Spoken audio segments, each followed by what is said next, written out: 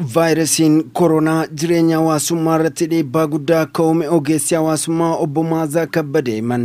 Mana cufatanii ta'an walitti deemuun aadaadha. Oromoof aadaadha. Waliin nyaachuun, waliin dhuguun, waliin jiraachuun aadaadha. Wal gaafachuun aadaadha. Ollaa dhumti tokkoyyuu yoo har'a manni banamee horii yookiin qe'een banamee namni gadi hin bahu hin galu taanaan maal rakkina maaliitti uumame dhaqee wal gaafata. Karra dha'ee wal gaafata. Har'a garuu tokkoffaa dhaqanii karra dha'anii wal gaafachuun mataan isaan jiru. Hawaasummaan yommuu walitti dhufu akkasumaan wal jaallata, akkasumaan wal haammata. Dhufuudhuma isaatti gammadee balbala baneetti wal dhungatee wal haammata. Amma garuu sun hin jiru. Ala dhufee namni balbala dha'amu sagalee balbala dha'amu ala dhageessu eenyu dhufeetuun ta'in kana tamma yaaddoftu akkaman godha. Kophee baafadhuun jedhamu hin jedhuun, harka dhiqadhuun jedhamu hin jedhuun, ol seeniin jedhamu hin jedhuun, waan mana keessa jiru akaayisa ta'u, waan gaariisa ta'u, mee nyaadhuun jedhamu hin jedhuun kan jedhu ganaatu balbala sana hin banin, ituu karra hin banin asii yaaddoo jalqabde jechaadha. Dhiibbaa kana keessaa ba'uuf ammoo wal hubannaa murteessaa akka ta'e dubbatan.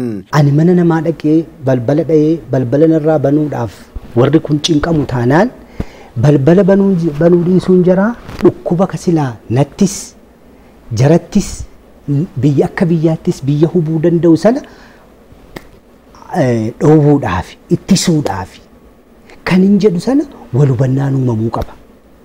Akka jibbiinsaatti miti kan laalamuu qabu kun. Akka jibbiinsaatti tun ta'in akka hubiinsa dhukkuba kanarraa wal baraaruutti akka rakkina kanarraa wal ittisuutti fudhatamuu qaba. Kanaaf mana namaa dhaquun kan state of emergency mootummaan labse kana hojiirra oolchuu jechuun tokko kana fayyadaa jechaadha. Kanaaf kun anumaafi kan jedhu yeroo walitti dhufanii wal dhungachuu nafu wal haammachuu nafu sun kun walumaafi fedhii waliitiifi kan jedhu hubannaan hubamuu qabaa jechaadha. Uummata hunda gidduutti. Yoo ani kanaan dura biyya laatii firran biyya laatii qabu sun ergeena gargaara ta'e arra garuu naa dhufuu dide innumtiyyuu rakkina keessa waan ta'eef kan jedhu hubachuu qabaa jechuudha. Maatiin koo warri biyya jiran yoo nan inni kanaan dura itti ergee gargaaru sun arraafe ofumaayyuu rakkina keessa jira.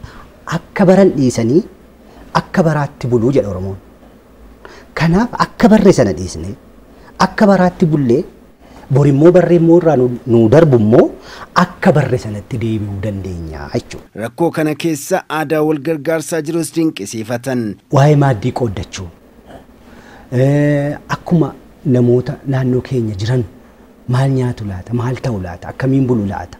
Namichi kun kanaan dura kan hojii guyyaa hojjetee bula ammoo sunoon jiru akkamiin jiraata jedhee uummati wal gargaaraa jira humna isaatti. Gargaarsa kennamu irratti to'annoof hordoffiin jiraachuu akka qabus dhaamaniiru.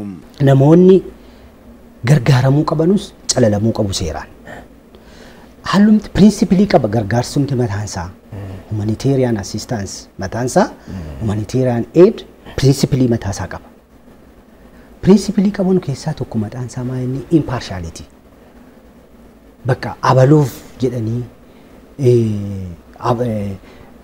waan adda addaatiin fakkeenyaaf amantaadhaan ta'uu danda'a ta'a. Siyaasaan ta'uu danda'a ta'a. Walitti dhufeenyaan ta'uu danda'a ta'a. Kanarratti hundaa'amee miti kan ta'uu qabu. Really eenyudha rakkina kan qabu. Really eenyudha kan maatii isaa bulchuu dadhabe amma. Really eenyu kan gargaaramuu qaba. Impartiality jechuun kanadha. Haala kanarratti hundaa'amee qulqullummaadhaan haala kanaan gargaarsi kun haala kanaan deemuu qaba. Calallisuun sanarratti hundaa'uu qaba. Ka'eedhuma gargaarsa gargaaruufaniiti mana buusaa jedhee ollaarra deemee guuree garuu wanti inni ittiin ragaan inni ittiin guuru raga qabeessa yoo hin taane lafti inni geessu sun properly kan hordofamuu danda'u yoo hin taane eessa dhaqe kan guurame kun eenyuun ittiin gargaarame kan jedhu hin to'atamu taanaan abbum targe ka'eedhuma waan adda addaa gooreedhuma gara gargaarsaatti dhaqa taanaan waan ta'u miti. Kanaaf siistamiin uumamu haala kanaan. Siistamiin to'annaa mataansaa horiin guuramu kun haala ittiin guurame haala ittiin horii duwwaa miti whatever gargaarsaaf jedhamee dhufu hundumtiyyuu haala ittiin guurame haala ittiin immoo distribuut ta'e haala ittiin immoo cross check irra deebisanii immoo ilaalamuutu uumamuu qaba.